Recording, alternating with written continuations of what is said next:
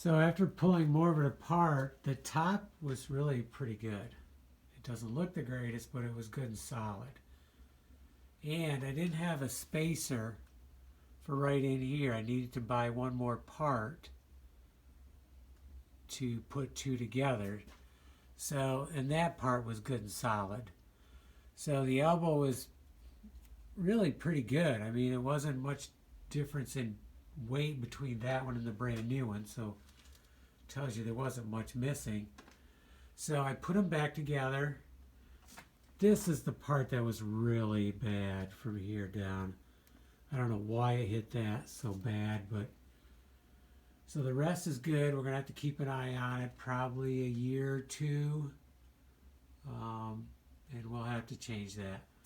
Meanwhile, I'll save the other parts. I'm not gonna leave them down here in the basement. I think it's more apt to start rusting. Plus, I might need them at my other stove.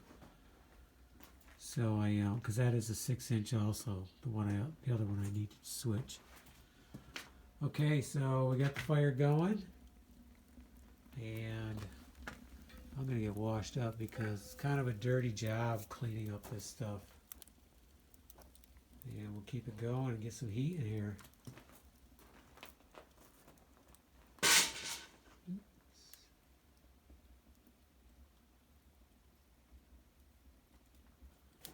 Decided to put this on the about a foot off the stove and see how the readings go rather than have it right on the stove.